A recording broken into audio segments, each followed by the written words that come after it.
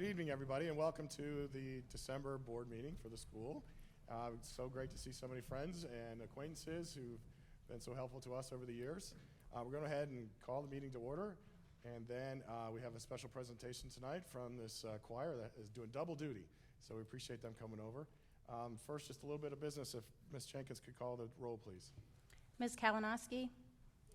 Yes. Mr. Klein? Here. Ms. Kohler? Here. Vice President McClelland? Here. President Ryan? Here. We're all accounted for, and the next thing on our agenda tonight is the Pledge of Allegiance, and I understand the choir is going to lead us. And the flag's back here. It should just be spoken.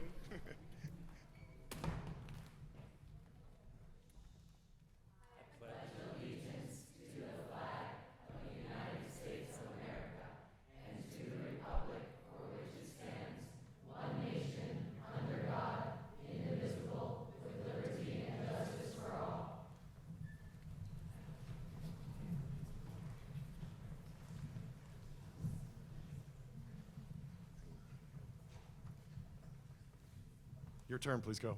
Hi, we're the Albany High School a cappella choir, and we will be singing a song called As Lately We Watched.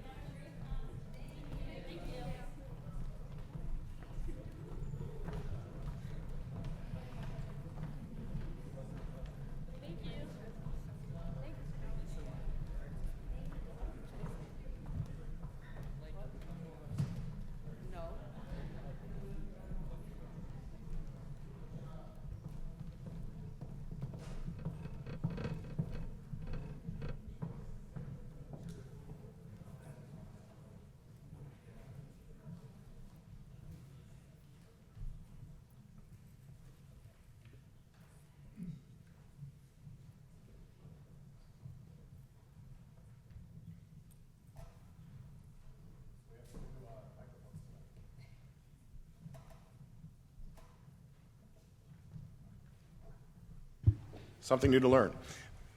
new microphone system. So welcome, everybody. Thank you for coming to the board meeting and sharing your thoughts with Mike and I. We appreciate it. If those of you who had a chance to come ahead of time, and now to a little bit of business, I suppose. First on the agenda, if I could have a motion to approve the minutes from November 16th, please. So moved. Second. Thank you. Any changes, modifications? There being none, can you call a roll, please? Mr. Klein? Yes. Ms. Kohler? Yes. Ms. Kalinowski? Yes. Vice President McClellan? Yes. President Ryan? Yes, that motion carries. Next on our agenda tonight is additions to the agenda or approval of the agenda. Have a motion to approve the agenda, please. Is this the place where we call for additions to the agenda, for addendums? Yes. Before approval? I would like to offer. Let's have a motion to approve it, and then we can add. Okay. Right? So move that. Okay. Thank you. Any discussion about the agenda, and let's start with Dr. Dominic first. I do not have any additions or amendments to the agenda this evening. Mr. Klein? Yeah. Okay. 233 meetings, I finally get a microphone. I would like to, I would like to add it to the discussion item, so item 7, if I could get a second, I would offer a motion to add a discussion on pay to participate, and then potentially via that discussion, potentially amending the agenda, depending on how that discussion goes. So if I could seek a second, just to add it to the discussion items at this point in time. So it would be item C. If Mr. Klein is making that motion, I will second it to add pay to participate to the discussion items this evening. I believe we have to call a roll for that addendum, please. Mr. Klein? Yes. Ms. Kohler? Yes. Ms. Kalinowski? Yes. Vice President McClellan? No. President Ryan? Yes. That motion carries. Any other discussion on the agenda, Todd? What time's out? I'd like to move to amend under consent agenda item A7. I move to remove consideration of contracts until the next board meeting.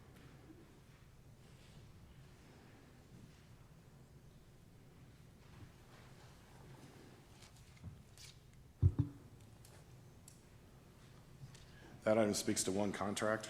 Is there, you Yes, mentioned one plural. contract. Okay. Sorry, Okay. one contract. All right. Is there a second? I would like to second that motion. So we are just considering the removal of consent agenda item A7 only, correct? A7 only until preferably the next board meeting.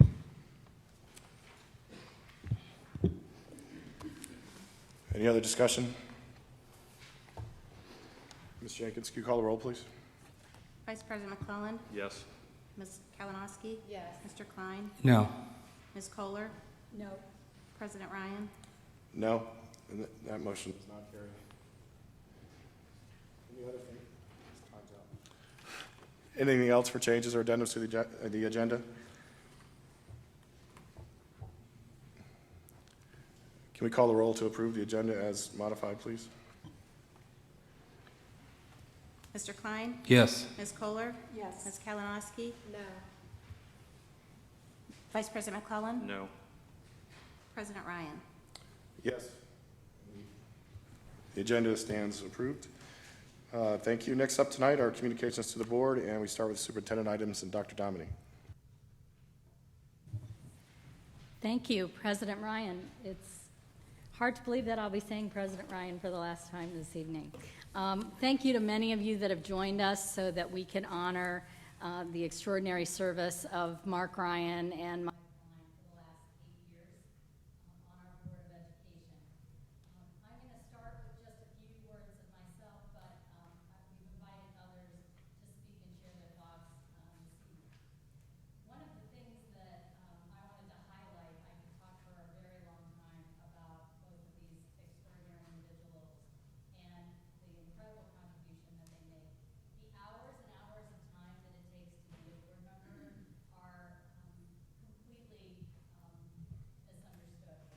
and the extensive time that they take to review documents, to analyze financials, to talk with members of the community, to talk with members of the staff, to work with the leadership team, to work with our associations and our staff, really cannot be described in full detail. So I will just share a few stories. My first month here in New Albany, January of 2011, Mike Klein first said to me, first week here, you have to go to the Battle of the Eagles basketball game because Big Walnut is playing New Albany, and I'm the voice of the Eagles, and I'm announcing. So I remember going and having the chance to sit behind Mike while he was announcing the basketball game, and just from that very moment, being part of the great tradition of Mike's service, not just on the board, but as the voice of the Eagles. And when you look back over the contributions and the passions that Mike has had, it's easy to look at some of the great areas where his passion and his contribution has translated into improvements in our district. One of those, for those of you that were part of strategic planning that you know very well, is that Mike is passionate about the improvement of district communications. And one of the other areas that Mike was part of from the very beginning was the development of a strategic communications plan to improve the website, to improve the use of electronic news, to improve and actually introduce the use of social media. And Mike was an advocate of the video and recording of board meetings that we're finally doing tonight after much work on how to create and use this technology. Mike was part of the Communications Advisory Committee, and I know that Mike is proud of the progress that has been made under his leadership and suggestions, and that's just one area. So I can say after 8 years that we were finally videotaping these meetings. Thank you. I achieved that political promise. I'd just like to put that. Yes, you did. Yes, you did. And then I'm going to move on to Mark just to say a few words again, because I know there are others that we've invited to speak this evening. Mark's contributions have been extraordinary across so many areas as well. Mark was in my very first interview here. Mark was the first person to really talk to me about strategic planning, to talk about the vision of the district.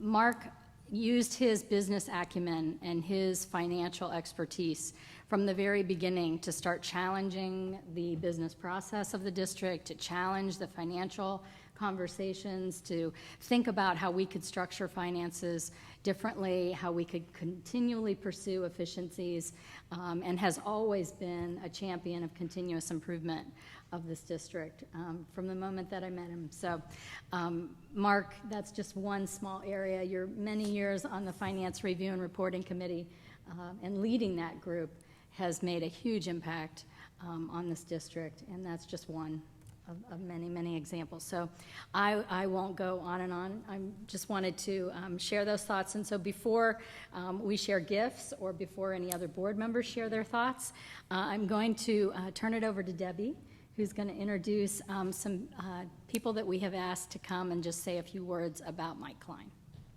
Our first speaker for Mike Klein is Deborah Lowry.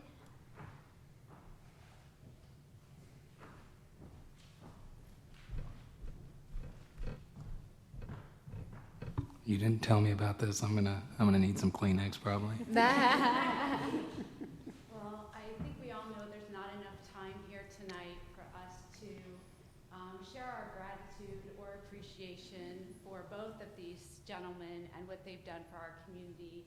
So I'm hoping both of you will be able to get just a glimpse of our respect and admiration for you from these short testimonies that we're able to provide this evening. I do have the privilege of saying a few words about Mike, and I have decided to take a page from the preacher's playbook and use alliteration to frame my comments. And so first, I'd like to point out that Mike is present. And I mean that literally. He is always present at the meetings. He, over the course of the 8 years, just to put that in perspective, that's 96 months.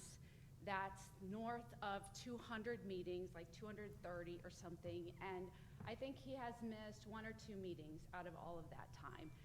When you think about that, that's a lot of family events that are missed, that's a lot of personal time that's given up, a lot of planning around family vacations and that sort of thing, and I think that says a lot about his commitment to this commitment, and I'm very impressed by that. In addition to being present, he's prepared. As April mentioned, there is a lot of homework, a lot of financial reports, a lot of reading that goes into being well prepared for these meetings. It sounds simple to say that you are well prepared for these meetings, but the amount of work to being truly well prepared is vast, and he is always prepared. In addition to being present and prepared, he's plugged in. And what I mean by that is he really takes to heart the fact that he was elected and that he comes to this table to cast one vote, but it represents the many people who elected him. And so he reaches out over and over to preschool parents, to empty nesters, and everybody in between to find out what's important to them, what matters to them, what is going to impact them, and he allows that to influence him and to impact what he brings to the table. He doesn't just come and cast a vote for what's important to Mike Klein and his family, what's going to impact Mike Klein and his family, but he plugs into our community, and he knows that he was elected by many, and he represents many, and he brings that to the table when he votes. And that has always impressed me. Oh, I cannot cry. So, I'm bringing it home now. So, present, prepared, plugged in, and then I think the thing that's most important to him, and most important to all of us, he puts kids first. He puts their education at the center of all of his decisions, and I think that is true and is the defining characteristic of all of these current board members, and I think that's the way all of them process and the way that they make their decisions, and I think that is the theme that you will hear over and over tonight as people get up and speak. So Mike, thank you for 8 years of service. Thank you for being present, for being well prepared, for plugging into our community, and for always, always putting kids first.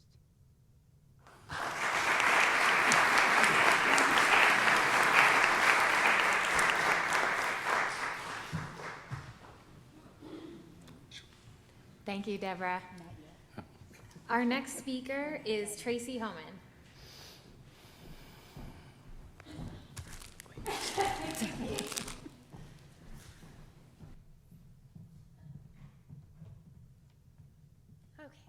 Well, I remember the very first time we met.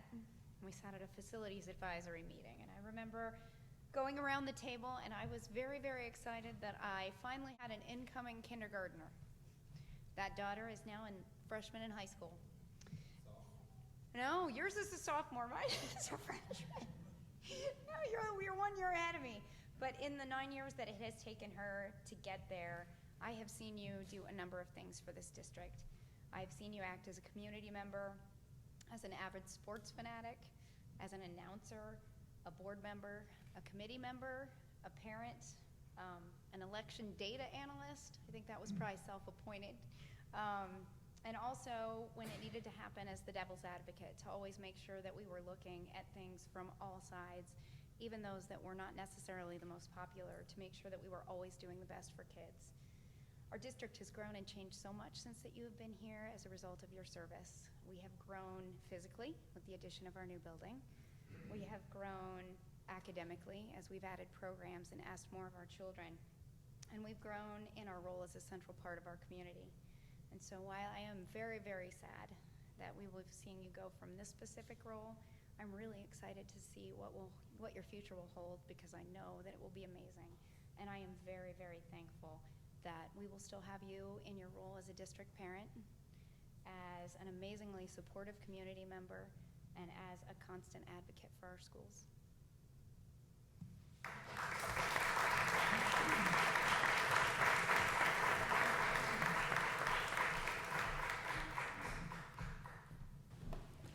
And our final speaker tonight for Mike is Pat Salmonage.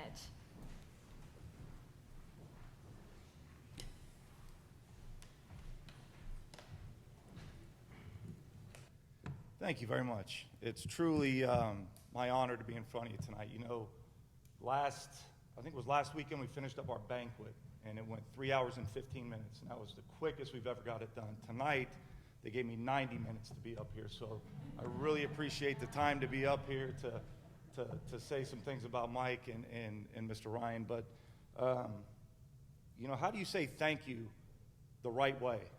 How do you say it so they know that it's coming from the bottom of your heart, that your first grader and your ninth grader are having amazing, amazing experiences in a school setting, that they have no idea about the outside noise that goes on because of these amazing members up here, and Mike and Mark, your time that you guys gave, and for the last 8 years, I don't have the words besides thank you that really can explain how we truly feel. You know, our football program is based on a word we call finish.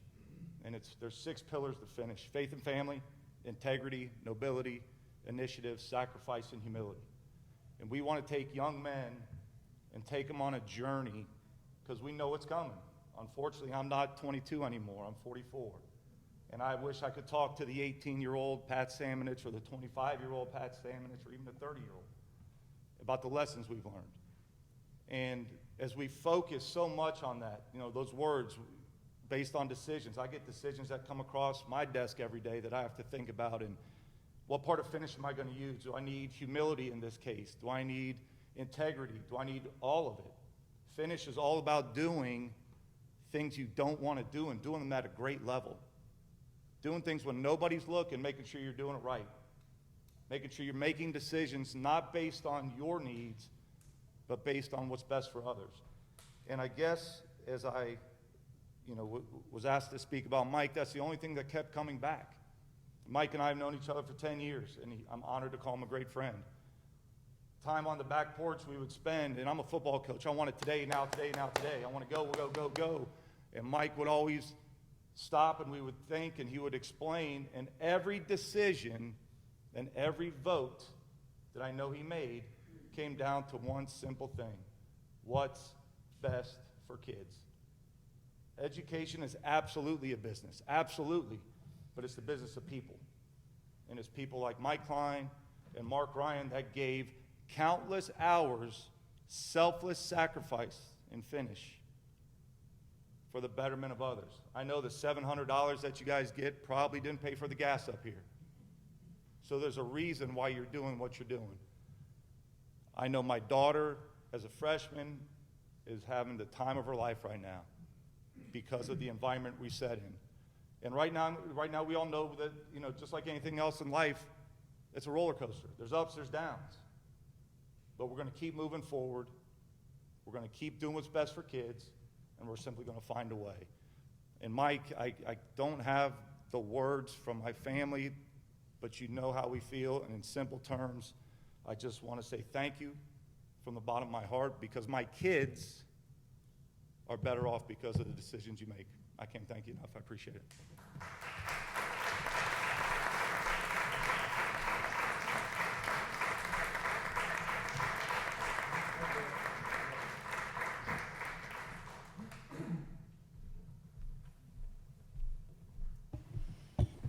Now, eventually we will let Mike speak, but not yet.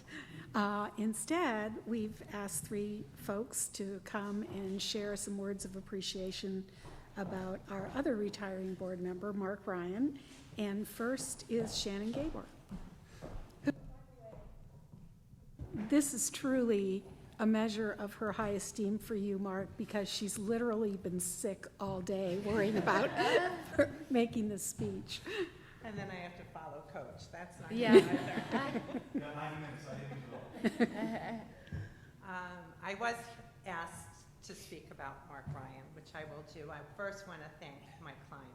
You're fabulous. I've worked with you on numerous occasions, and I thank you for your service, your dedication to our kids. Thank you. But I was asked to speak about Mark Ryan, and he does not like to be in the spotlight, and I do not like to do public speaking, so I promise I will be brief. As I was gathering my thoughts on Mark, one of the first things that came to mind was his wisdom and intelligence. He is definitely one of the smartest people I know. He gathers information, he reads. You do your research, you reach out to people, and you apply all of those things to making those board decisions. And you did so with your thoughts, with your knowledge, and your integrity. And I thank you for that. Next, I want to thank you for sharing your passion. You work relentlessly to make our schools better. In addition to board commitments, you spent your time away from Sarah and your kids to attend performances, sporting events, community gatherings, and you did all of this to support our community and our kids. And I thank you for that. And every time I saw you at a function, you were surrounded by people. Everyone wanted to give you their opinion and tell you how you should be doing it. And regardless of their stance, you always listened, and you always showed them the respect. And that goes a long way, and I thank you for that too.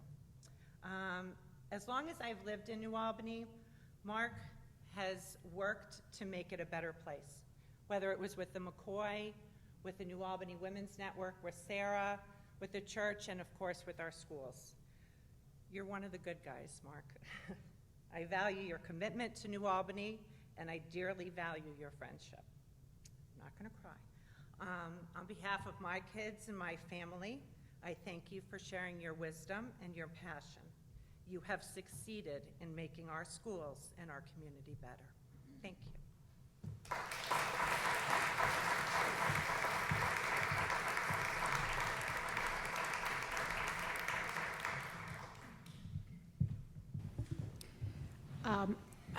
Knowing that Mark really doesn't love this sort of thing, I called Sarah and I asked Sarah, I guess we actually emailed back and forth, and I said, who would be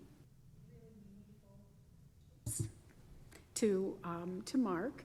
And she proposed a name, and we haven't met, so if I mispronounce your name, Mark, just please forgive me. It's Ralph Greco. Shoot, I should have stuck with the first one. This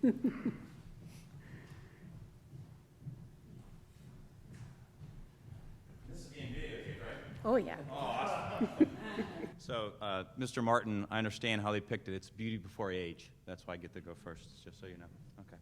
So, I met Mark. I've been in town probably for 12 years or so. I met Mark probably 11 and a half years ago. Our wives forced us to have that conversation, you know, when they want to be talking and they force their husbands to talk, and you're thinking to yourself, this could be terrible. This could be brutal. And we ended up really hitting it off and having a great time and talking about stuff ever since, probably 11 and a half years, doing various things. So one of the things we do, I teach down at the university, teach at Ohio State. One of the things we do down there is when we introduce speakers or talk about a subject, we tend to use 10 words or less. So I'm going to use 10 words, if I can, to describe Mark Ryan. So the first word that comes to mind, number one, is fair, right? Both in complexion and his demeanor. I mean, honestly, the guy gets burnt walking to the mailbox kind of stuff, right? So, but he is very fair in many ways. He's hardworking, that's two. And I think a lot of people already mentioned it, and they mentioned about Mr. Klein as well. When you're on the board, you tend to work a lot. And so hardworking is one of those things that just naturally occurs for those people. Trustworthy is the word I would use for Mark Ryan. Now, trustworthy is interesting, right? Because in that case, I can have a confidential conversation with Mark, and I know it's going to stay one place with Mark, which is very nice. So I would call him trustworthy. Conscientious is another word I would use. He's very unique in the way he goes after things. The amount of stuff that he reads, which has been mentioned about everybody, which is good because we are trying to create lifelong learners, and Mark's a good example of a lifelong learner. The guy still reads the Wall Street Journal every day, and he's very good about it. But I think on top of conscientious, I would add diligent. And there's a difference in those two words, right? Diligent is almost like determined, focused. And I heard focused already a couple times from people, so that's a reoccurring theme as well. Mark is outstanding at being, I think I'm up to 6 now, he's outstanding at being a husband, a father, and a son, right? So there's 3 of them right there. And he excels at it. And I think he, amongst everybody else on the board, does this for the kids. Mark's got 12 kids, or how many he has now, or whatever it is. So he's highly focused because of his own children in the school system. And then the last one, and I've heard it already once, is friend. And so I would call Mark a good friend, great friend, and I think everybody else out here would do the same as well. And what's neat about those 10 words is if we waited 5 years or 10 years, even 20 years from now, we'd use those same 10 words to describe Mark. So, all right, buddy.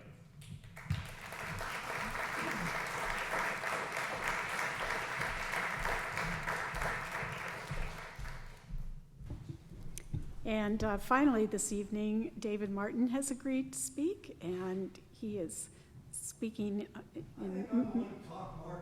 Yes, good. I was hoping you'd point that out. But I think your dad talked me into doing it about many, many, many years ago.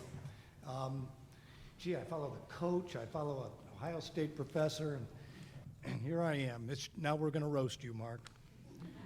Not really. You know, the school board thing's it's a funny thing.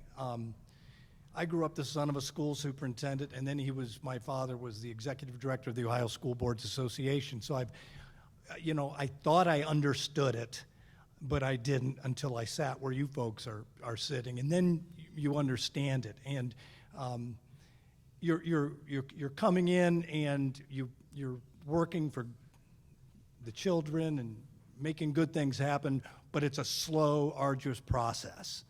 And you find out that it's inches, not miles sometimes. But your inches all matter, and we all appreciate the work you've done, including those of you that are still on the board. It's, sometimes it feels thankless, but as I look back on my 10 years, it was really a life-defining experience working with smart people and our teachers and school administrators, and I wouldn't exchange it for anything. It was a great time.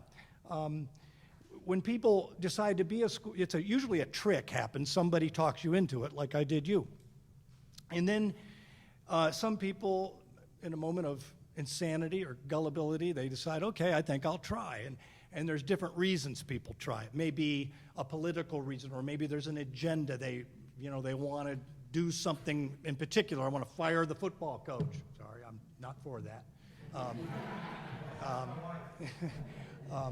They want to lower the costs. They want to do, there's things specifically they want to do. But in the end, it is about the children. And on the board I sat on, that was during the toughest times, we would come back to that statement. What's the best thing for these children? And you guys have done well at keeping that in your thinking process, and we appreciate it.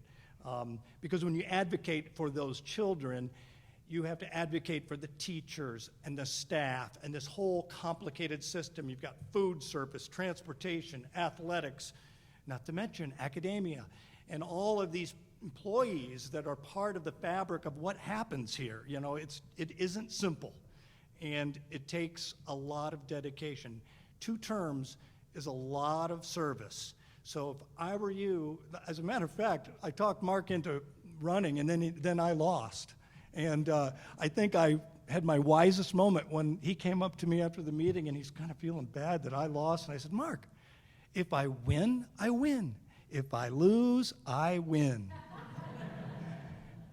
Because really, I look back, and it was a great service. Your service has been great. There's nothing, you should not have any remorse. You should just smile. Don't worry about, somebody referred to it as the noise. This is passionate, people care. I would let go of that immediately and understand your community appreciates you, and at the end of the day, what you did was the right thing. So thanks on behalf of all of us.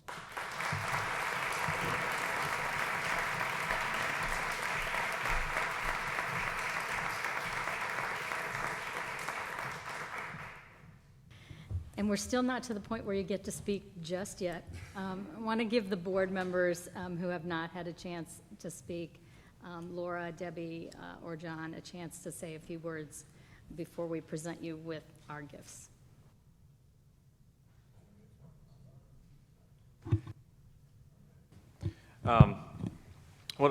Just a couple of quick things, I guess. I won't. The 10 words was really good. I'll just use one for each of them. I was trying to think of how to quickly do this because I know there's a lot of other things that we have to talk about tonight. But for Mike, the word that came to my mind when I thought about you was just dedication. You are one of the most dedicated people I've ever met. And you're dedicated to this community. You're dedicated to the schools. You know, when everything you end with says Eagle Pride on it, that means you care a lot about the schools. But the thing that I think means the most to me is how dedicated you are as a dad. And your daughter's here. You know, people talked about the decisions that you make and how they've been driven by all of the kids in this community, and that is true. I believe that. But the time, talking with you as much as we have over the last few years, and the dedication you have as a father, that spoke a lot to me, and I think that's best. That's the best job you're ever going to have anyway, and you do it well. So you're a dedicated man, and we're going to miss you on the board. Mark, there's a lot of good words for Mark. I'm just going to say Mark is a man of character. And really, if you don't have character, what do you have? People talk about the leadership that he's shown, the decisions that he has made, the way that he has led this board through some tumultuous times over the last couple of years. Mark is done it all with integrity, and everybody here knows how much time that he's committed to this community, not just as a school board member, but all of the things that he's done as a member of this community for years. New Albany is a better place because Mark Ryan lives here. He's a man of faith. He's a man who cares about his family, a man who cares about this community. A few weeks ago, I had the great privilege to go on a little road trip with Mark. And we each took our boys, and it was one of the best 24-hour experiences I've had in a long time. And I can honestly say, if my son grows up to be like Mark Ryan, he'll be a very good man. So, Mark, thank you. People said it already. Those of you who don't know, I spend parts of my days downtown Columbus around the State House and politics and policy and government and all that crazy stuff. And so I'm around a lot of elected officials. And I remember when I was first elected to the school board, the comments that I got from people, like, why would you do that? It's like one of the worst jobs that there is. You never can do anything right. People are always complaining about you. But that's, it's already been mentioned here. It's because people care so much about what's going on here. And nobody, as David said, until you've sat here, the amount of time and energy that Mark and Mike have put into this over the last few years, no one will ever know. But we're better off because you guys have been here. And on behalf of my fellow board members and this community, thank you for your service. Appreciate it.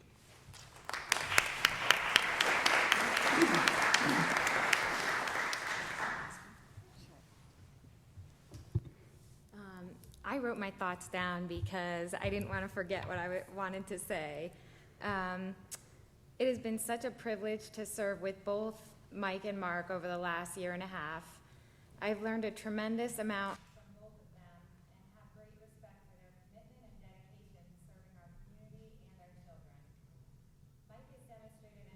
unwavering commitment to what he believes is best for kids. Even when he is the only one with a specific perspective on this board, he has never been afraid to stand up for his beliefs and voice his opinion. He has been a critical voice on this team and brings a diversity that is always an important part of the conversation about our students. Mike has always ensured his views are considered as part of any decision this board makes. I will miss all of his sports analogies and heartfelt messages on all of the issues he is passionate about. Mike has brought both passion and humor to our team and will be greatly missed. I know we will continue to see him participate as a caring parent in our school district and will continue to provide a voice that needs to be heard in our community. Mike, I would like to personally thank you for all you have shared with me and your support and service over the last year. I know you will stay engaged and keep fighting for us to deliver our best to the students of New Albany. Thanks, Mike. As for Mark, I've spent a lot of years coaching senior leaders in very demanding corporate environments. And I would like to share that Mark has some very unique qualities that have made him a great leader for our schools and this board. Since joining the board last September, I have been privileged to learn from Mark what it means to be a great board member. He has always generously shared his time with me when I needed to learn more or just wanted to better understand our history and his perspective. Mark approaches every issue with the highest standards of honesty and integrity. He has dedicated endless hours to making the school a great environment for our students. Mark freely offers his time and talent to our community to make our community a better place to live and embodies the spirit of a servant's heart. He serves with a humility that is rarely found in leaders today and asks nothing in return but to see his work make a difference in the lives of our students. Mark has the ability to bring people together in good times and when times are tough. He kept this team motivated and moving in the right direction during the most difficult time in our school's history. Mark is the ultimate team player. He is always measured and balanced in his decision-making, considering all points of view before making the decision he feels is in the best interest of our schools and our students. He has been a wonderful mentor to me over the past year, and I feel so blessed to call him my friend. His vision for the schools and our future is inspiring, and his legacy will certainly live on in all of the students' lives he has impacted. Thank you, Mark, for all that you have done for our schools and our community.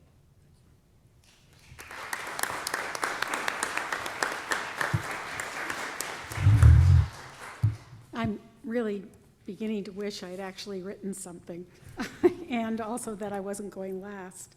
But I wanted to just share a few thoughts about these two men, these two gentlemen, and let you know that they are very different in personality and in style, but they are very similar in many other ways, including their selfless belief in volunteerism and in their unwavering passion and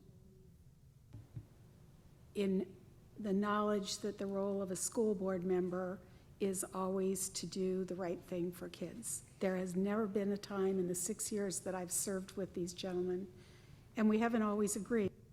And Mike and I in particular have had some really kind of fun knockdown, drag-out fights from time to time. I'm sorry I called you all those names, Laura. But there has never been a moment when I was not 100% convinced that both, that Mike was coming from a place of understanding and of goodness. The thing that I most admire about Mike is that he's a very passionate individual. Mike tends to wear his heart on his sleeve. There is never a moment when I can't sort of look over and see the body language and know exactly what he's thinking. And he has taken that passion and applied it very directly to the work of the school board. Several people have commented, I don't like these new microphones. Several several people have commented about Mike's preparation. I've never served with anyone who has prepared for meetings like Mike does. And the thing that you might not all know, but I might as well make you all uncomfortable by sharing this knowledge, is that Mike has a whole series of little moleskin notebooks, and he writes down everything that anybody says. So my fear is at some point he's going to go forward and write some kind of a tell-all expose about the school board. But thank you, Mike, for everything you've done, for all the things that you've taught me about being a good board member, and most of all, for constantly reminding us why we are doing the job that we have been asked to do. So thank you. You're a dear friend. And then Mark, no, I'm not out of time. Mark is an incredible human being.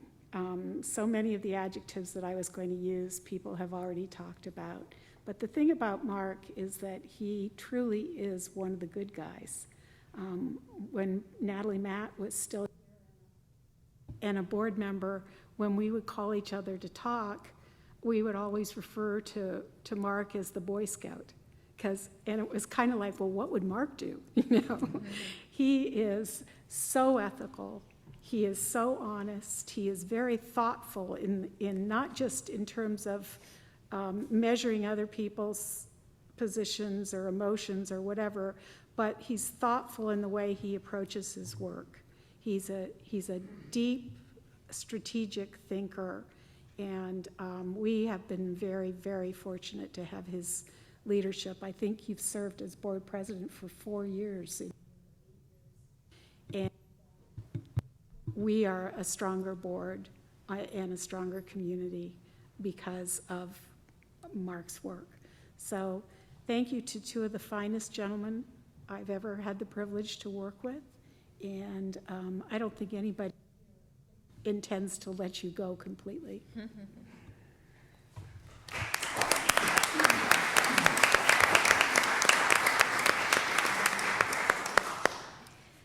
Well, I'm going to stand so that we can give you, we have several gifts that we want to give you, and I did not pull these out ahead of time, so I'm going to ask Becky to help me here.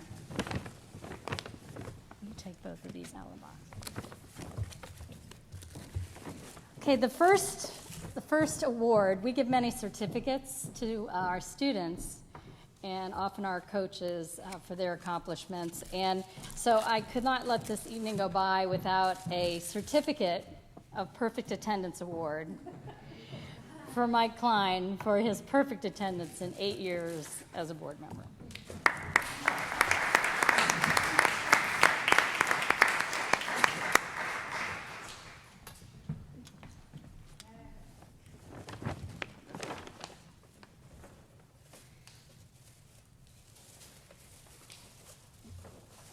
Then next, to commemorate all of your hard work on the business of the district, we have a New Albany business leather portfolio.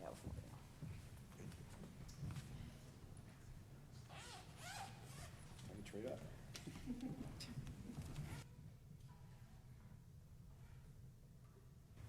up. And then finally, for all of the time that you have spent, the thousands of hours, we have an engraved clock for you, and so I'm going to read the inscription. We recognize Mike Klein, board member, for his outstanding contribution to the students, staff, and community of the New Albany-Plain Local School District. His passion to provide the best for every child every day, his belief in learning on the field as well as in the classroom, and his commitment to the mission of the district will leave a powerful and lasting legacy. Thank you, Mike.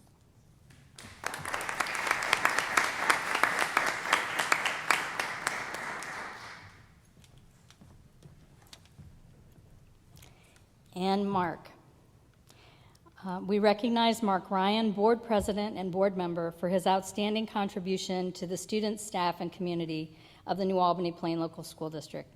His commitment to the education of every child, his financial and business expertise, and his passion for continuous improvement will leave a powerful and lasting legacy. Thank you, Mark.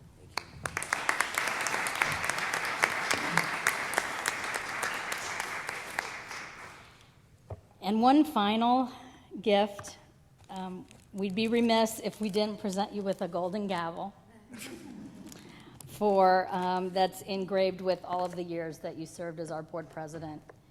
Thank you for your extraordinary leadership. I'm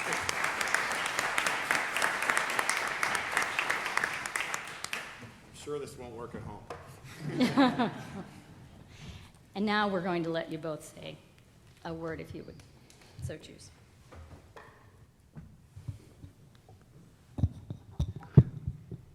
I'll try to be brief, because if I look out into the audience and some of these people, I probably will cry. I'm an emotional guy. I admit it. I apologize for that. Sometimes that can be a detriment. Thank you, truly, to everyone here tonight who came out tonight, who took the time to say the words that you said, and for just being passionate about New Albany and New Albany students and the community. I look back, Mark, it was January 3rd, 2008 that we started this journey. That's a lot of time. In fact, it's 3 superintendents, 3 treasurers, strategic planning, facility advisory committee, FRC interviews, JPD interviews, 96 monthly meetings, 60 work sessions, 40 special meetings, 20 executive sessions only, 5 board retreats, 4 council of government meetings, and 8 organizational meetings. And we survived, barely. I'm a lot balder, and I'm 40 pounds heavier. So good luck to those coming on the board. But I just wanted to offer up a couple things. You can't do this job without great people. And you have to believe in the people you work with. And that's the one thing I've started every day with, is that I have great belief in the people that I work with. Whether it's Dr. Domini or our principals or our great teachers who go just work every day to make kids better. And as I was thinking today, I wanted to write something down, but typically I get more emotional if I write something down. And I thought about that probably the most, our teachers and what they do every day. And they come to work and they don't complain typically, and they just teach our kids. And sometimes it's 20 kids and sometimes it's 35 kids, but they teach them. And my oldest daughter is fortunate enough to be with me tonight. My youngest is sick with strep throat. But I look at my daughter Lauren, who was just in elementary school. She had Mr. Roth, who's in the audience tonight. She's probably the student she is today because of the start that Mr. Roth gave her. And I think sometimes we get all emotional and passionate, and we want to blame somebody or we want to point fingers. And I get that. I'm passionate. I do the same thing. I ask Coach Samanich all the time why he makes the play calls. And he tells me all the best coaches sit in the top row of the bleachers. And he's right, really. But I think what sometimes people don't understand is that our dedicated staff and teachers in general give everything they have to our students. Everything. They're exhausted. I see it. I see the hours my daughter puts in. I can't imagine. She's 1. They have 30 kids to worry about, plus 6, 7 classes. I know it's popular probably sometimes to say they make too much money. I can walk away. I don't have another election. They don't make enough money. We don't pay our teachers enough. We cannot be a great society, in my opinion, unless we invest in our students and invest in our educational system. That's my perspective. Some people don't agree with that, and I'm okay with that. But before this microphone gets turned off, I wanted to leave people with that. A couple other things. When I was little, my mother always used to say, remember where you came from and remember what your name is. And I'm probably going to cry because my mom surprised me here tonight. She's here tonight. I don't want to make her stand up. But my mom taught me a lot, even though I yelled at her a lot as a kid. And I joked around. I want to tell this quick story. When I was young, we didn't have I feel like the kid that walked to school both ways uphill. We didn't have air conditioning. I swear to you. We didn't have air conditioning. It was hot. And my mom, I'd hit my brother or beat him up or yell at him or call him names or something, and I'd get grounded for a week. Now today, when we ground our kids for a week, like after 2 hours, we're like, oh my God, this is crazy. You're good, go, take your phone, just get out of here. Like when my mom grounded me for a week, like I didn't come out except for meals. I'm not joking. Like she'd walk by my room and she'd laugh at me. Like 5 more days. I mean, it was incredible. So the point of that story is, remember where you came from and remember what your name is. And I've tried to hold true. Some days are better than others, but I've tried to hold true to that. I really have. So thanks, Mom. I wouldn't be the person I am today without you.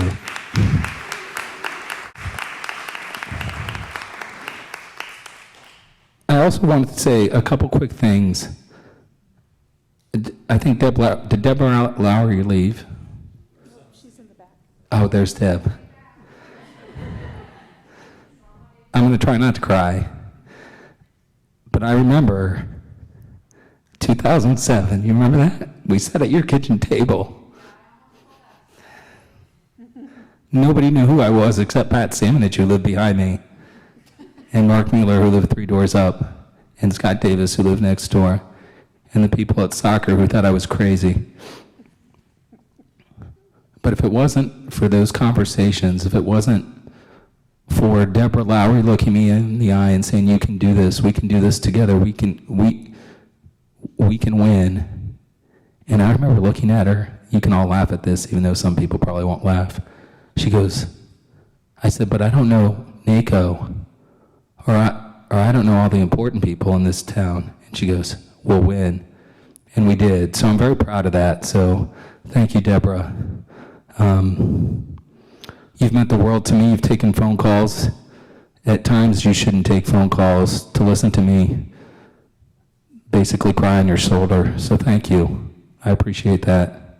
It's the people in your journey that you count on most. And there are a lot of tough days in this job, and the Deb Lowrys of the world are irreplaceable. So thank you. Just a few more things. Always appreciate the good, because I know lately there's been a lot of bad, or at least you hear it on Twitter or at the coffee shop or whatever about how bad things are, but we have it pretty good, and I think we should appreciate that. And as my daughter Lauren will tell you, when we return some cable equipment on the Near East side of town, we have it pretty good, and I'm proud of that. I lived in a 3-bedroom ranch growing up with no air conditioning and a box fan from Hart's. So appreciate the good. And if I had any advice, find someone to believe in you. Because when I was a kid, and I was fat, I was a big kid. And there was a lot of bullying that went on back in the 80s too. And when people are making fun of you and you're 14, it's pretty tough. And it was teachers that believed in me. And I can never thank them enough. It was the Mrs. Zeeches and the Dr. Hoffmans, Mr. Hoffman at the time, and the Jerry Anglams, and the Janet McGuckins, John Kaufman, Rich Shearer, those teachers that I could never forget. So on your bad day, teachers, understand that there's a kid out there just wants somebody to believe in them. And there were a lot of teachers that believed in me. And then find a purpose and be passionate about it. Be passionate. And I tell my kids all the time to be passionate. Sometimes we forget that. This district means the world to me. And why it means the world to me is the collaboration that we've had. I've yelled at all of you in moments of tough decisions, but each of you are so tremendous. I can't thank you enough. I don't want to overstate the fact that we all serve when not a lot of people serve. And sometimes there's passionate discussion, but each of you brings so much to the table, and how I value that. And, you know, the people you take that journey with are just as important, and I wouldn't be where I am today without each of you. So thank you to each of you. You mean a lot to me. And I'll just be standing over there next year. This district has, Becky, correct me if I'm wrong, 600 people? Michael, 600 people? Every one of those employees are really, really important. I was announcing a girls' basketball game last week, and the stands were popcorn and soda and whatever spilled on the floor. And the janitor, that's their job, I get it. But that individual is here all night long cleaning up. And to me, they're every bit as important. They're every bit as important. So every employee in this district matters to me, and I value them. Now, I've heard a lot of speeches. I'm going to end here. I've taken way too much time. But one speech stands out to me, and it was by, and I don't even remember her name, but it was about 3 years ago at graduation, and she was the student council president. She was an Asian American girl, and it was a very short speech, shorter than this one. And people say lots of things. But the one thing she said that stuck with me to this day, and I'm terrible at it sometimes, but she said, remember to smile. And that always stuck with me because, you know, in the world we live in today, we should try to smile. Because it's, you know, it's tough. There's a lot going on. And we're all very fortunate. And so I try to remember to smile every day. And then two last things. Coach Samanich, I've purposely avoided you because if I start talking about what you mean to me, I will start crying. Pat Samanich is one of the finest individuals you will ever meet. He's not just the football coach. He's a good man. My daughter and kids in this community are better people because of Pat Samanich. And I know I'm getting emotional, but how many hours have we talked on the back porch? Hours. This world's a better place because of Pat Samanich. So thank you. And then John, thank you. The best job I'll ever have is being a dad. And I know Lauren doesn't like when I cry because I'm a crier. But I'm just proud to be your dad. And listen, when we go out to eat anymore, I don't have to stay and talk. And there's not going to be somebody telling me that I made a terrible decision and they're never going to talk to me again. And we can go to dinner in New Albany again, which we couldn't do for about a year or 8 years or something like that. I took way too much time, Mark, because Mark and I have been in this since the beginning. We're like the old guard now, aren't we, Mark? And I would be remiss if I didn't say something about Mark Ryan, because we don't, who said it? We're not. I mean, we don't have the same personality. He went to Notre Dame, I went to Ohio State. But there's nobody more dedicated to kids in this school district, in this community, than Mark Ryan. And we don't have to have beers on the back porch to know that every day that he has spent doing this job has been good for kids. And I can walk away saying, thank you, Mark, because that's the best place to start. I valued every day that we work together. Thank you. And thank you to this great community. Thank you. Eagle Pride.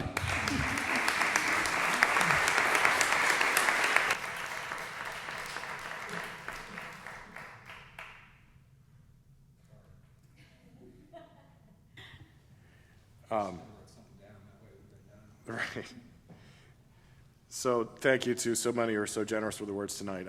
I'm just overcome. You're too nice, and I really appreciate it. Thinking about our time, if there's anything I learned on this, it's I don't have the wisdom. Anything I know, I learned from somebody else. Whether it was the board that preceded me, the current members I serve with, the administrators, the teachers. I didn't know anything, so just ask questions, and everybody was always very generous with their time and sharing their perspectives. So it's probably been one of the hardest things I've done in my professional career, but it's been absolutely the most rewarding. And I just am so appreciative of my family. Sarah's here tonight.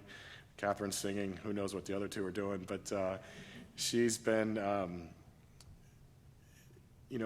my parents taught me to serve. They taught me to share, and Sarah lives it every day. And she shares it with our kids and with me, and I couldn't be more thankful for her and her support. We sort of made a deal that she would advocate for our kids while I was on this board, and I would advocate for all the kids. And so really tenacious in doing that, and I'm so appreciative because they're growing up to be great people, and a lot of that's a credit to her, almost all of it. And so I don't know what to say, but thank you. And my advice would be to any of you here or anywhere else where I'd encourage you to consider it, participate. Ask the question why before you fire the email. Try to reach understanding and ask why it's going on. Assume it's going on for a good reason, not a bad reason. Ask the question and then you'll find out. And then you can make the decision. David did convince me that this would be a good thing to do, and he was right. And I don't know that I've been successful in convincing somebody else to do it. I hope I can at some point in time because it's really rewarding, and you'll get back more than you ever give. And that's been true for our family and for me personally. And I will always cherish the time that I've had to serve with you people and what I've learned and what you've given me. So this, as somebody said, this isn't my deal. This isn't why I do this. Normally we have a whole bunch of kids here tonight, and on any board meeting night. For some people that means you have to sit through a bunch of presentations, but for us it means we get to see the decisions we made a year and a half ago take place, and we get to see kids benefit. It's just amazing to see how when you put things in front of kids and give them opportunities, they gravitate to it, they take advantage of it, and they really shine. If there's a reward, that's that. I think for a board is trying to keep opportunities in front of them. I think Dr. Dominy probably taught me the most that don't hold them back. Don't say you can't take this class. You give them a chance. They will more than likely, if not. So darn these microphones. It's probably a good thing I'm leaving. I don't think I'd learn how to make this work. So again, thank you so much for all of your words tonight. I appreciate it so much. And for anybody who's given me support through the 8 years, it's just been incredible to think that somebody would want to stand behind me and share and listen and engage and support our schools and our kids. So thank you all.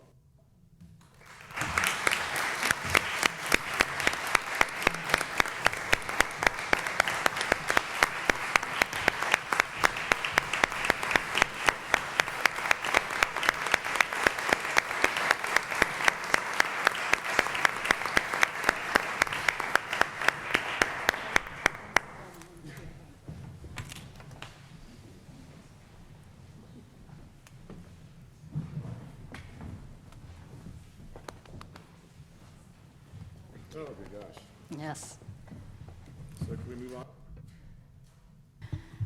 We can move on, and thank you all.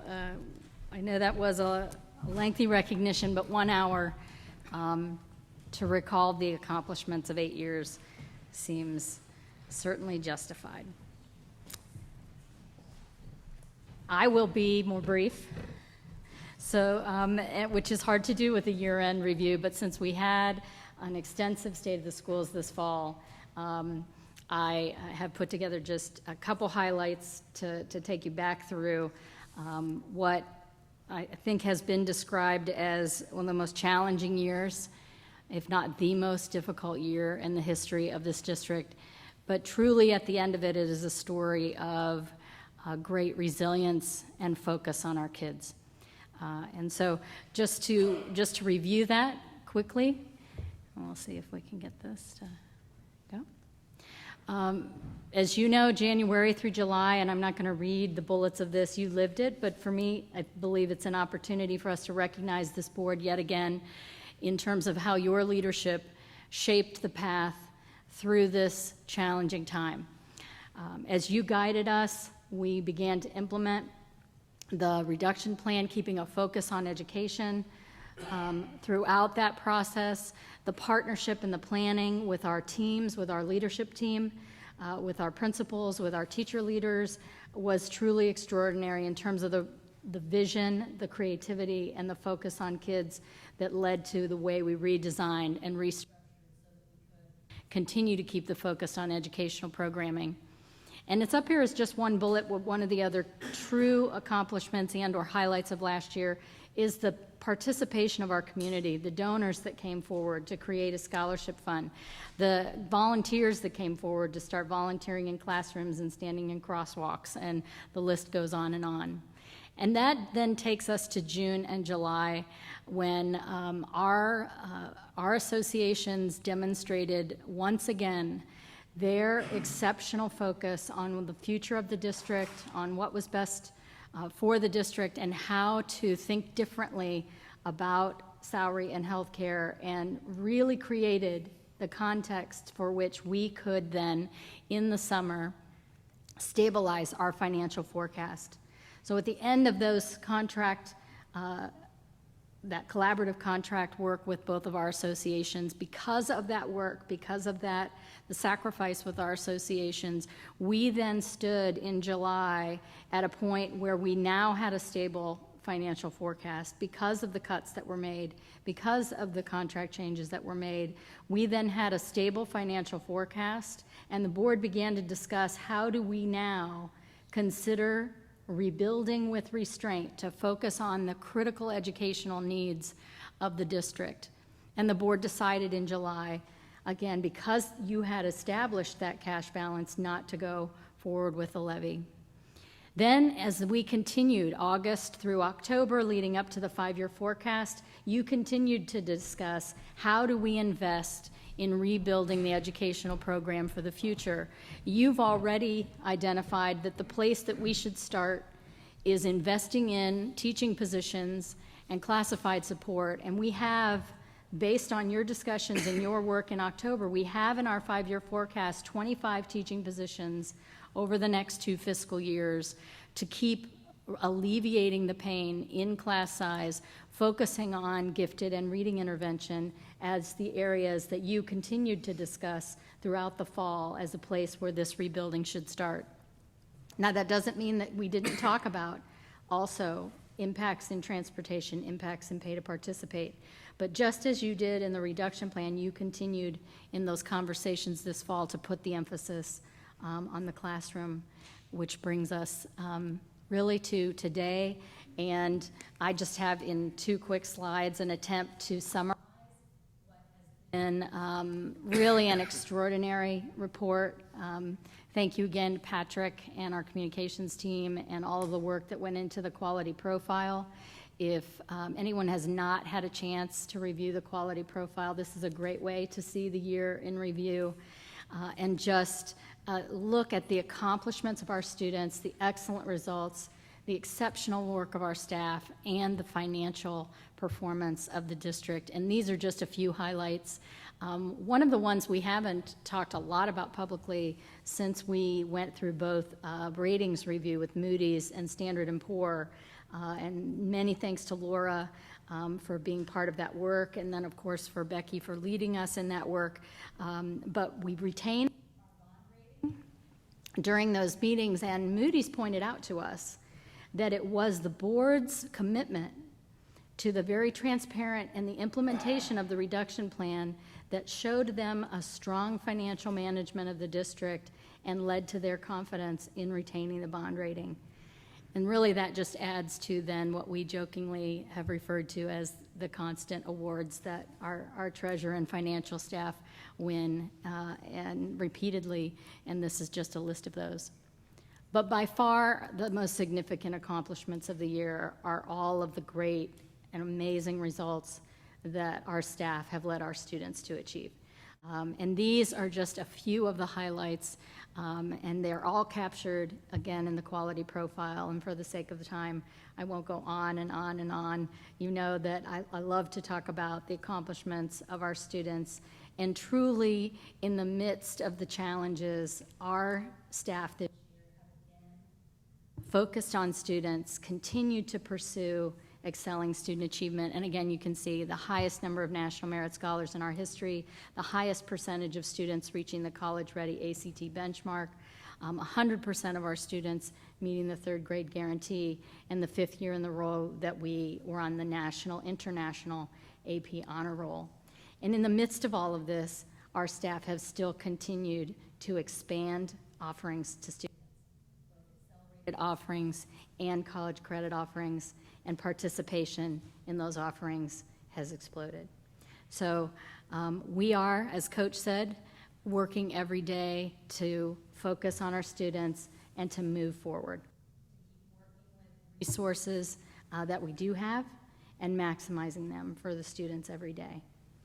So that's a very short year in review.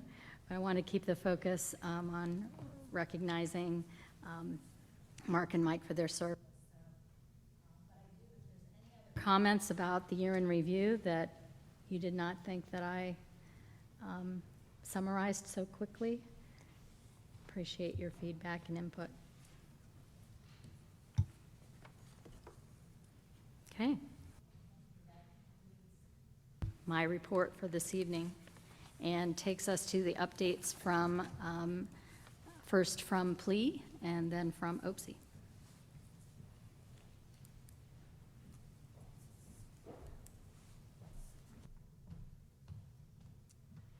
Thank you, Dr. Dominy and the board. I'd like to thank, and from the PLE administration to our 2 board members. Mike, I've had your kids, awesome. Didn't have the privilege to have any of the many that you have, I heard, but both of you are so, and I've had Laura's too, and Debbie's too, so supportive of teachers, and we appreciate your hard work to make our job easier, because all we want to do is what's best for kids too. So again, thank you so much, and I wish you both the best in the future. Don't be strangers. You can come volunteer anytime. Just a couple things to point out, some things that teachers are doing in the district. Juliet Montague, art teacher in the high school, facilitated 2 presentations at Moorhead State University. And then we had Lynette Turner, John Dawson, Christine Chamberlain, Eric Carmichael, Juliet again. Rachel met with Kenyan professors on November 14th to discuss the content and instruction of CAP classes for the upcoming year. And then finally, Barry Ward is one of our wellness instructors. He presented at the 2015 OAHPERD, I don't know what that is, but annual convention, December 2nd through the 4th in Sandusky, Ohio. The title of his presentation was Wax On, Wax Off, Unorthodox Physical Education to Foster the Development of Job Skills for Adolescents with Developmental Disabilities. And I know he does a lot of work with our younger ones who do have disabilities and working with them. So thank you, and good luck, you two. Thank you so much for your service.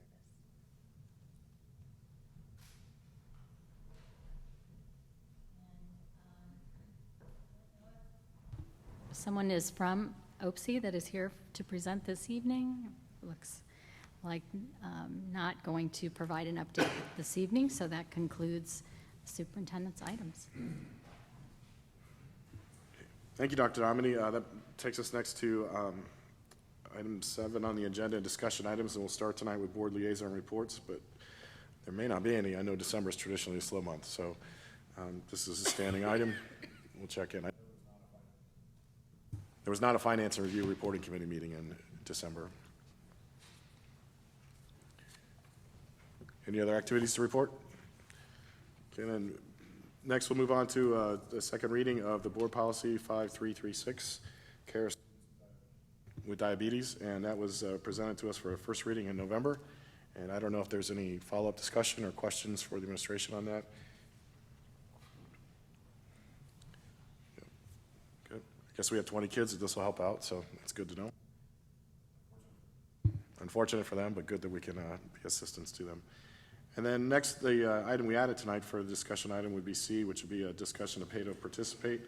And Mr. Klein, you had some things you wanted to raise about this issue that we've talked about before. Yeah, now it's too loud. Thank you, President Ryan.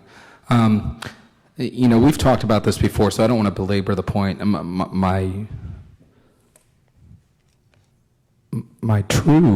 What I would really like to do is, I really wanted to put a motion on the table to lessen pay to participate fees. I think we've all seen the numbers. Numbers over the last year are down 15%. If you look at it year over year, I know that you can look at it in a number of different ways. You can look at the fall being the same as last fall, and I understand that. And then as the seasons go along, you have drop-offs in winter and in spring. I won't belabor that because we've talked about that over the last 2 months. But I would again, and hopefully we can have a little bit of discussion, encourage my fellow board members and the board members coming on that 625 and 425 is not only the highest in the state, but maybe one of the highest in the countries. And when I do understand that we had an election and that vote went the way it did. But I think what's really I've been struggling with personally is going to so many sporting events and seeing kids not be able to participate because they either have to choose one sport or they're embarrassed to apply for a scholarship fund, and we've had great community members step forward to offer some money for those kids. And we've been able to help 100, probably more than that now, but 100 last year, and I think that's great. But at the end of the day, there's kids that aren't getting an opportunity because they can't afford it or their families can't afford it. And when you have numbers go down in sports like swimming and track and basketball, and you ask why those kids aren't playing anymore, and they say, well, I can only pick one sport because that's what my parents told me.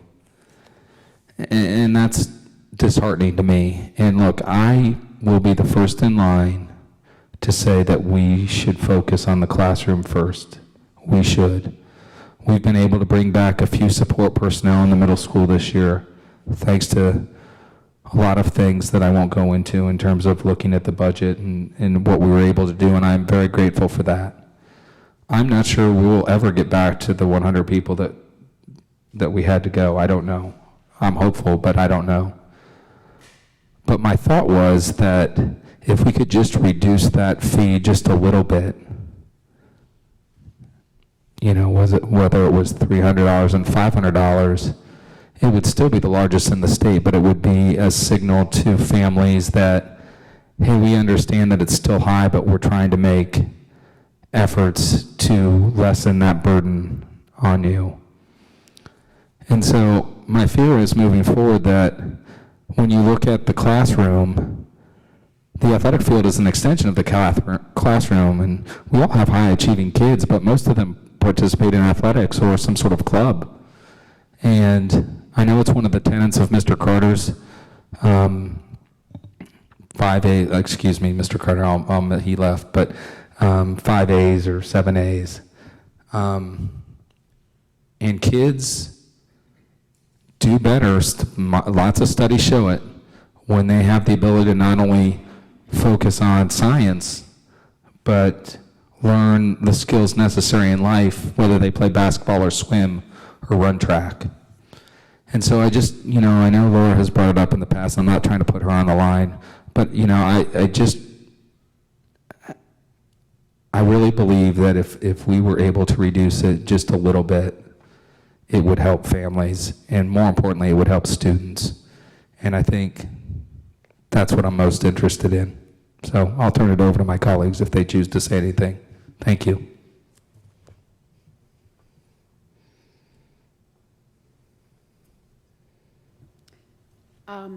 I agreed with Mr. Klein to place this on the agenda for two reasons. One is that this is certainly that Mike has been consistently passionate about. He's been a fierce advocate for this virtually since the week that we first imposed the fees. And it would, on a personal level, would have given great satisfaction to be able to accomplish this evening so that this could be Mike's legacy. I have serious reservations about doing this, reducing pay-to-play fees in isolation. We've been so careful in our planning. The decisions that we've made have truly made us financially stable once again. And although I believe that these fees must be adjusted for all the reasons that Mike has shared with you, I think it has to be done in some sort of a very carefully planned and considered manner that would also take into account some of the other very important pieces that we lost when the levy failed. Things that come to mind are, I think we need to accomplish it in discussions that might also include restoration of gifted services, some discussion about perhaps limited transportation restorations, and there are some other things that are also important to families. So I can't support an action item this evening, Mike, but you do have my personal commitment that when we reconvene in January is something that I will continue to work on, because I believe that you're right. It's proven to be an onerous burden for kids and families.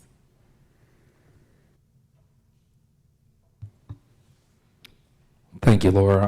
And I understand everybody's position. I've been able to talk to each of you at various times about this, and I'm not trying to paint you into a corner. Obviously, you know where I stand on this. I would hope moving forward that this discussion, even from Dr. Domini's office, because the proper governance structure here would be to come from Dr. Domini's office, and I know she's talked about it before, but I would hope moving forward that as that discussion continues amongst the new board in January, you know, what a package of restoration looks like, and I would certainly hope that not only would it include gifted and some classroom instruction, but also a lessening of those participation fees.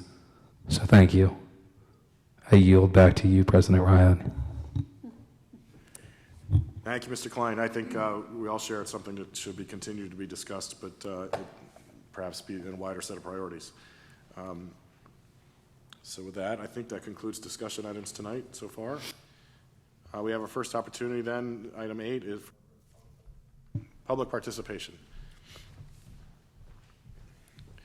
Thank you, Patrick. We have a request tonight from Tom Romer, please.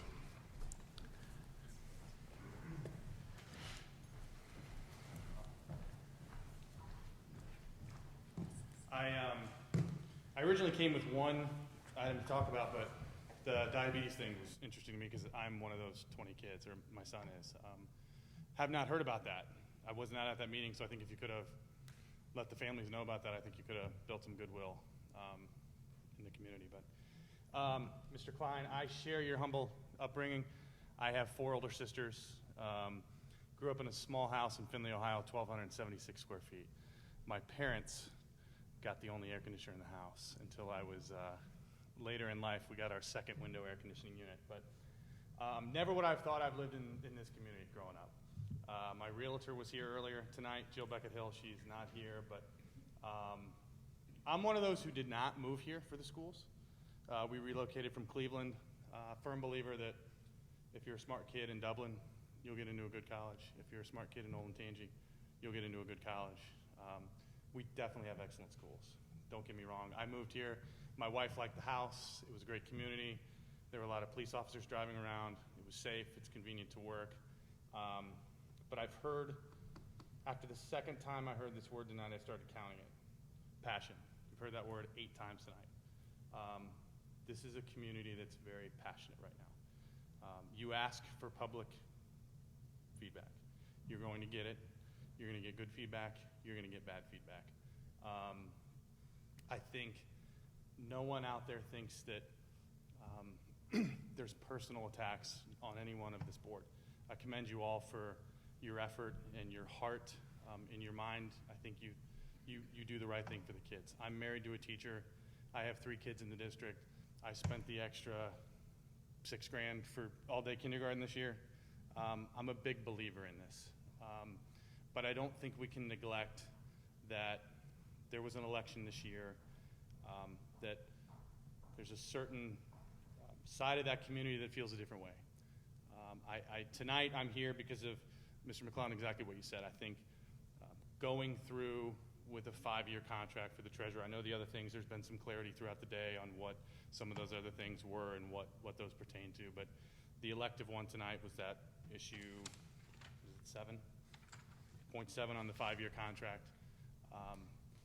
I know you're not required to answer this question, but I'd ask all of you, what would be the problem in waiting 4 weeks till the January meeting to have those new board members who the community has soundly elected to go in a different direction, voice their opinions on what that contract may look like?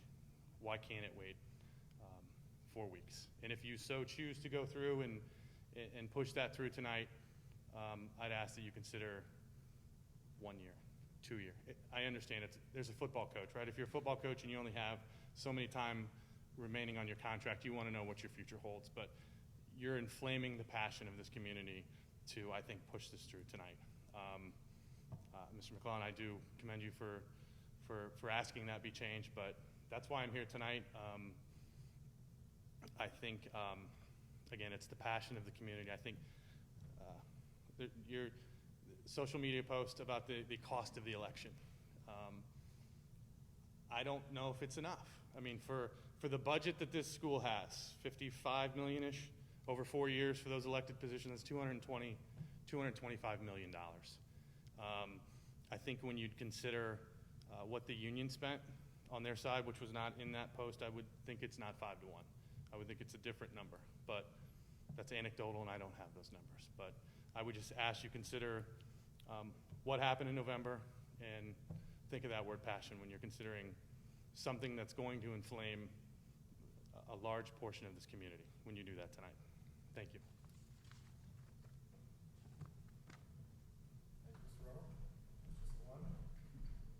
Next, we'll move to consent agenda items tonight, and we'll start with board's action items for action. And I think we can take all items 1 through 7. And I know we have some things to discuss among those. If I got a motion for items 8, 1 through 7, please. So moved. Second. Second. Mark, I need to abstain from the 2013-2014 years and performance payout. So that would be item 3. Item 3 and part of item 6.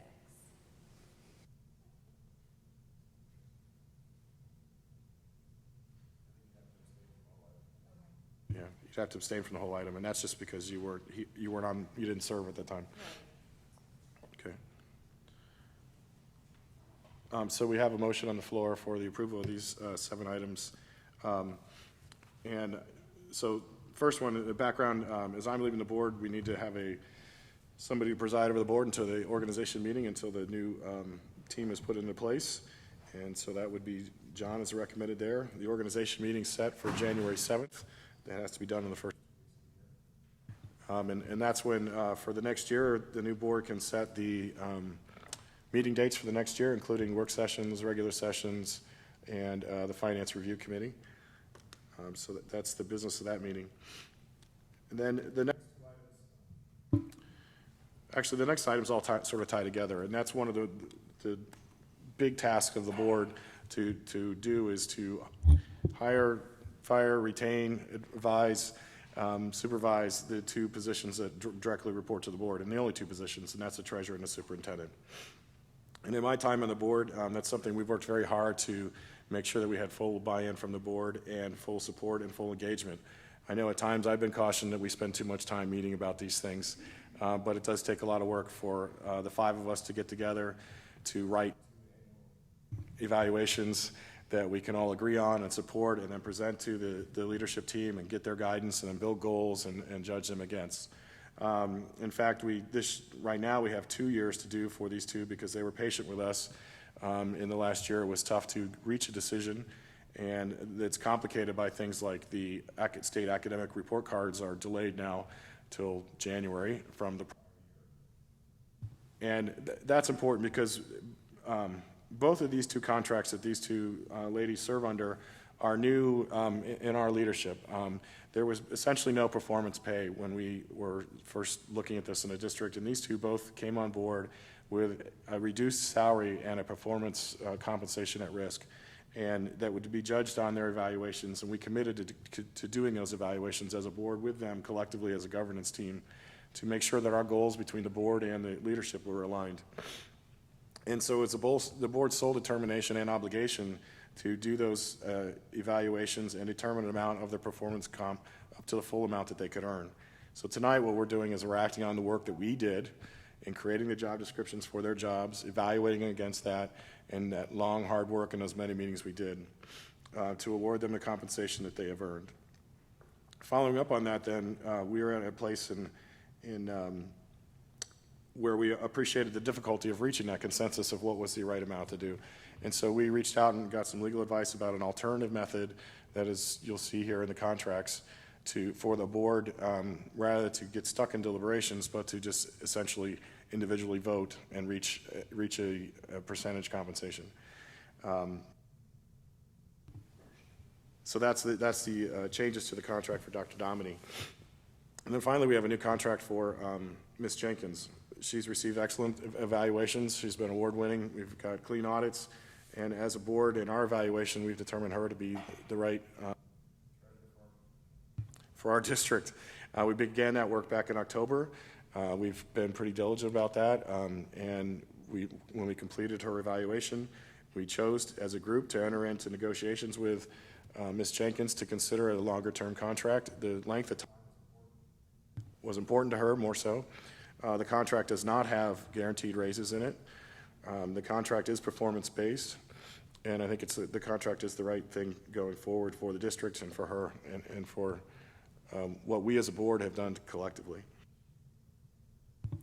I know there's some difference of opinion about which board has the right to do that, and there are all kinds of contracts that will supersede my term on the board and contracts that were voted on prior to my service on the board. But it is up to the board. We reached this negotiation in good faith, and I think since we started on this path in October and we've reached terms that are amenable to the treasurer, that we should proceed forward.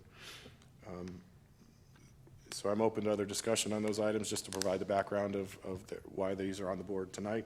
I see part of it as old business for us to clean up because we're the folks engaged in this evaluation, and we appreciate their work and we need to recognize it.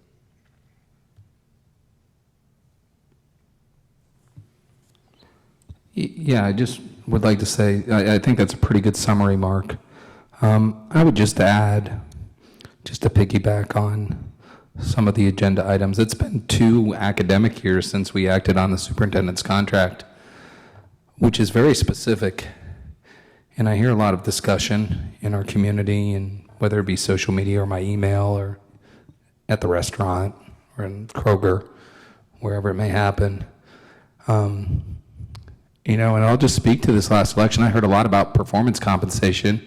That seems to be a very fun term for people to use. And then when you have administrators that are under exactly that, performance compensation, people tend to criticize you for it. So Dr. Dominy is under a contract where a good chunk of her salary is at risk. Now, people could disagree with us or disagree with me on whatever she deserves, but there's now specific metrics moving forward on how the elected board will evaluate her and Ms. Jenkins moving forward. When Mark and I took this spot, we did evaluations on the back of a napkin. So I'm proud of the fact that we have very specific metrics and shared goals that must be met and evaluated twice a year. That doesn't happen in every district. And for those that don't think so, I challenge you to do the homework, because I have. Now, we can have a great debate on whether she earned it or not. I'm happy to have that. As to Ms. Jenkins' contract, We entered in good faith negotiations in the fall about whether Ms. Jenkins was the right treasurer to continue to lead this district. That happened long before any election. If we did not act on that contract, that to me is not good governance. And whether people agree with that or not, again, that's a great debate. I'm happy to have it. But I believe, and others can choose to be different, she has a very specific contract as well, with specific metrics and shared goals that collectively we come to an agreement on. Future boards will have that opportunity, and it will be great discussion amongst them, I am sure. I'll use it again. People can be passionate, but I think that they need to do their homework, because there are reasons these things are being done, and it's not that it's something that happened yesterday. I've sat in hours-long executive sessions since July on this, that people in this room are not privy to because of the rules of executive session. This doesn't happen overnight. When we were elected, we were given contracts that maybe we didn't like. I encourage everybody to go back and look at Dr. Castle's contract and tell me what you think about that versus the contract we have in place now, and then compare it to the other districts in this city or in this county. So I will be supporting Ms. Jenkins' contract and those on the agenda tonight for those reasons. Thank you.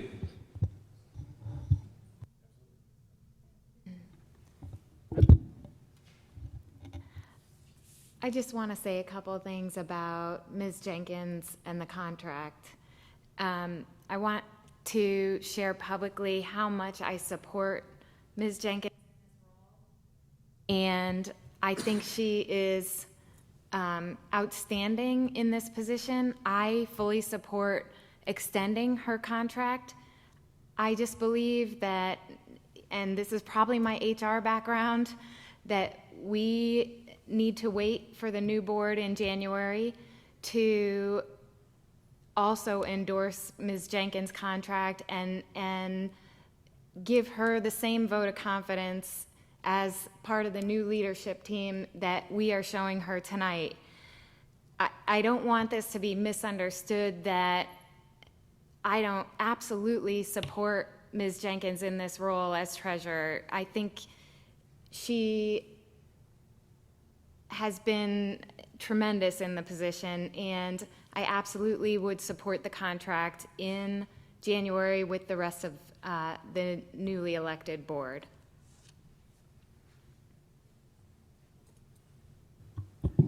Second that. There's no question in my mind that Becky Jenkins is the absolute best treasurer that we could have in this district. I wholeheartedly support her. I will wholeheartedly support her at the beginning of the next year. And there's no question in my mind that she will have the support of the new board members because she deserves it. And I will advocate, I'll publicly say now, I will advocate for her to receive the contract as it is currently drafted when we reconvene. But I agree with Debbie that I think that just the timing is difficult right now. And I stand by my request earlier to delay this a bit. And so I will be abstaining on that one tonight.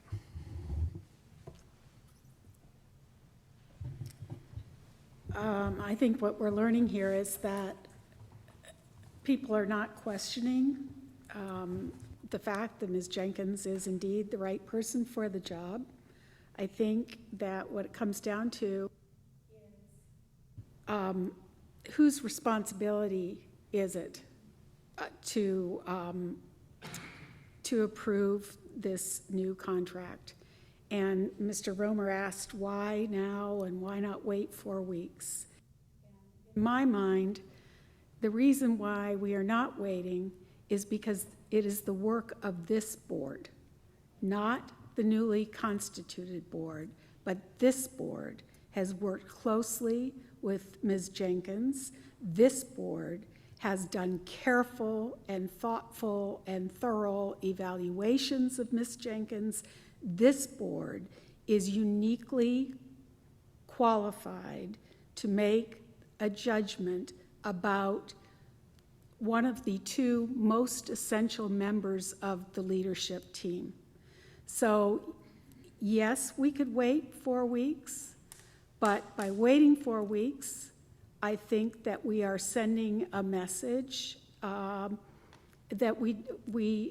none of us agrees with.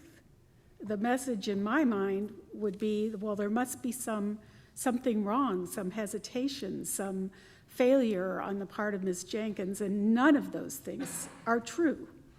So I believe that it is our responsibility. All of these items on here tonight are the responsibilities of this sitting board, items 3, 4, 6, and 7. All of these things happened under our watch. The performance compensation that we are authorizing payment of this evening is payment for work that was done in 2013 to 2014 and fiscal year 2014-2015. It's this board that supervised the work, that evaluated the work, that decided what amount of performance compensation was earned as a result of the work that has been done. And in that same way, this board has worked so closely with Ms. Jenkins that, in my mind, the newly constituted board would not have the same amount of background and experience to do the work. It's important to me to make sure that the information that is out there is actually accurate. I know that there was a newscaster who was tweeting today, and her information was categorically wrong. We are not offering Superintendent Dominy an extension to her contract. Superintendent Dominy is not getting a raise. Superintendent Dominy is not getting a bonus, and all of those things were tweeted out. That's categorically false. Ms. Jenkins' contract is very, very similar to the one that she's currently working under.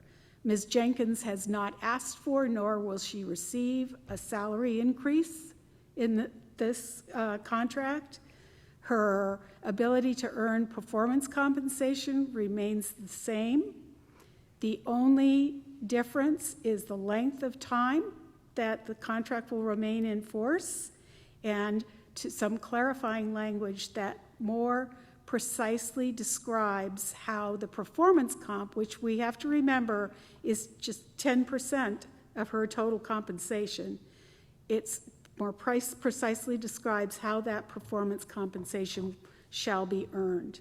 And it's my belief that by passing all of these resolutions this evening, that this board can leave a clean slate and a clear set of operating instructions, if you will, for the newly constituted or reconstituted board in January. So I strongly urge my fellow board members to remember that we have been negotiating in good faith with Ms. Jenkins, that we have spent literally 20, 30 hours on this since the late summer, and nobody is more qualified to make this judgment than you are. So thank you for your consideration. We've all had a chance to weigh in. Any other discussion before I call the roll, please? There being none, can we call the roll? And I know there's some abstentions, so if you could be specific on the items when you respond to Ms. Jenkins calling your name. Mr. Klein? Yes on everything. Ms. Kohler? Yes. Ms. Kalinowski? Yes on 1 and 2. I need to abstain on 3. Yes on 4. Yes on 5. I need to abstain on 6. And I need to abstain on 7.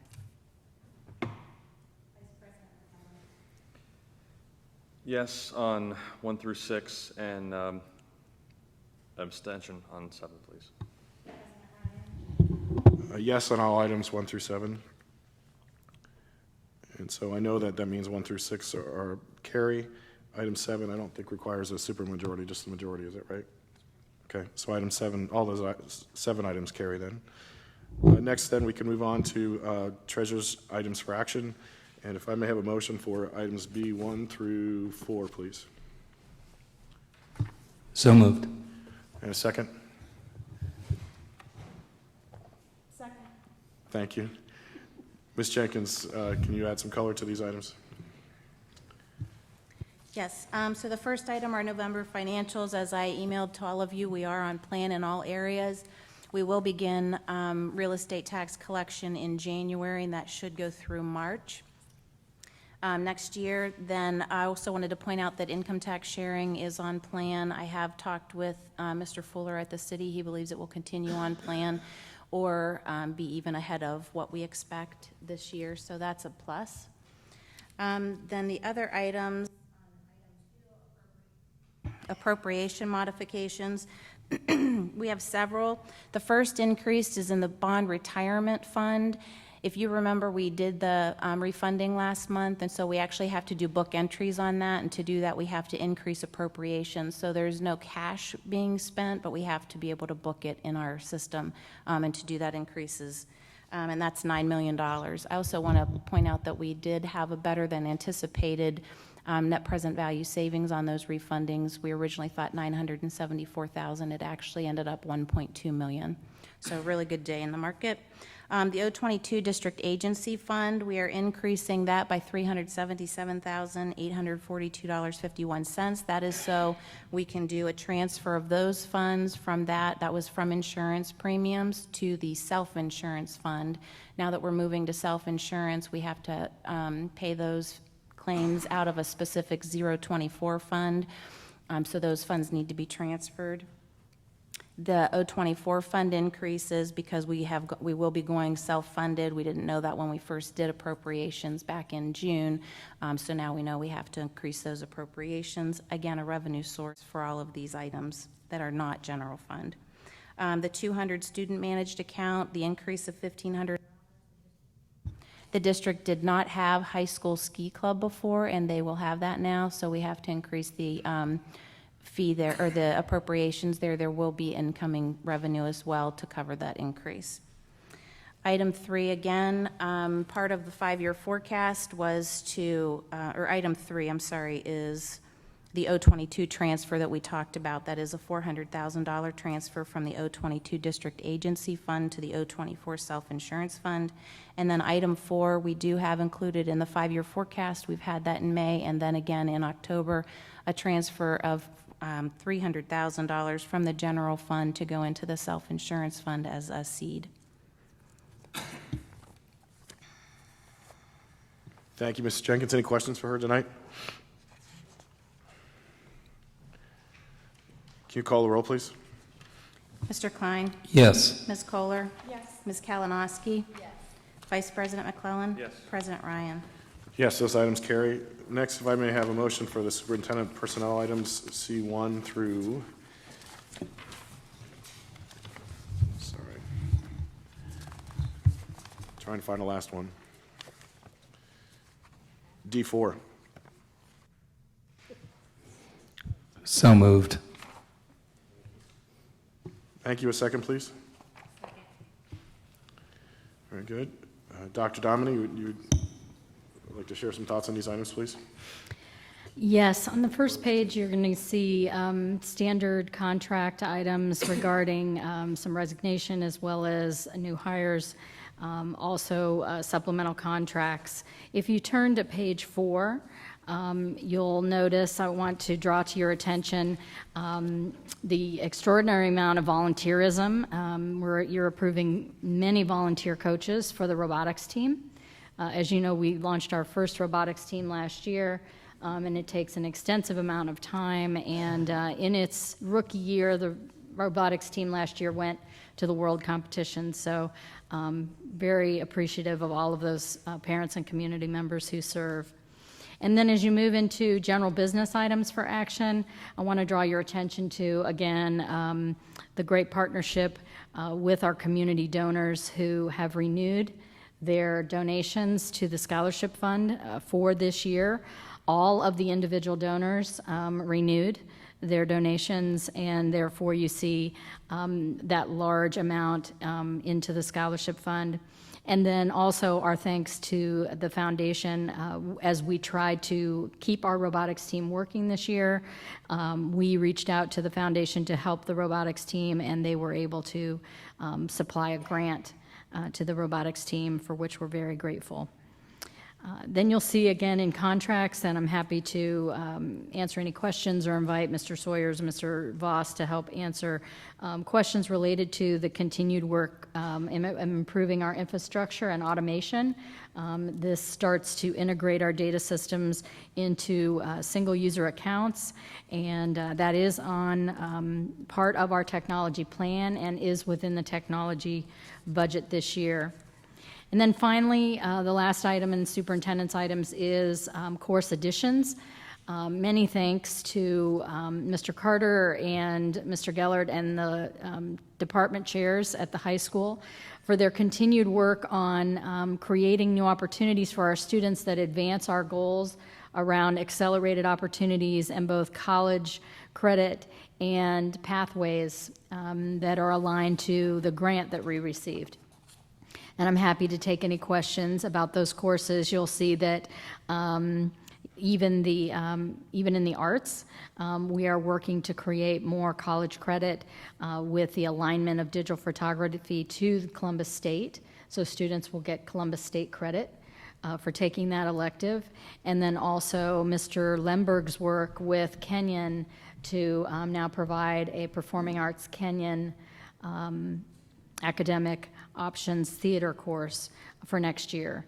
The final word on this is make sure that you note the caveats that are listed at the beginning of this action item. What you're doing tonight is approving the existence of these courses so that we may offer them during scheduling to students, but it does not mean the courses will be offered. Just to stress that again, does not mean the course will be offered. That's based on all of those different variables that you see, significant numbers of students, teachers that are certified, the funding to do so, and then really overall superintendent approval as the schedule is built. And at times, hard decisions have to be made about what we can and cannot offer. So I'm happy to take any questions on those items. Those are just a few of the highlights.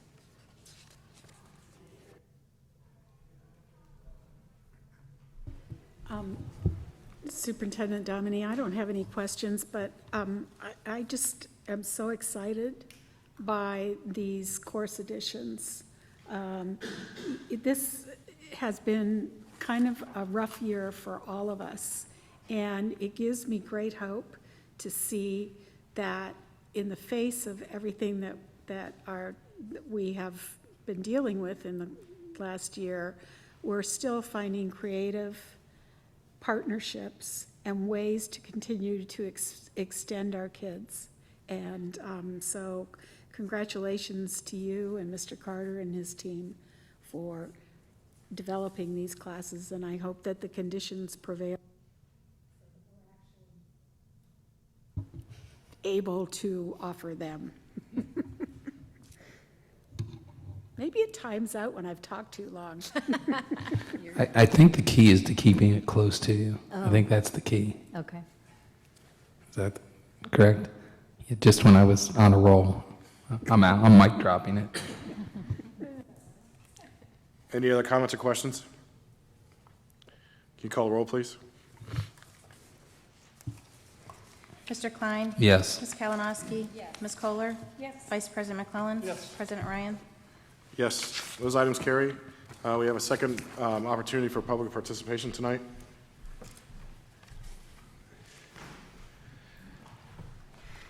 Oops. Thanks, Patrick. Mr. Romer.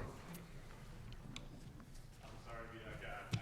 I have to say it. I think what we just saw was a little bit of the stubbornness that got us into this predicament where we are with the community. Seems to be heading against each other. There's no reason that contract couldn't have been 2 or 3 years. You've given, you said you were negotiating in good faith. I understand all that. But as soon as that election happens, I think you should have reevaluated what the community was saying about the direction forward of the school system. There's no reason that couldn't have been 2 or 3 years.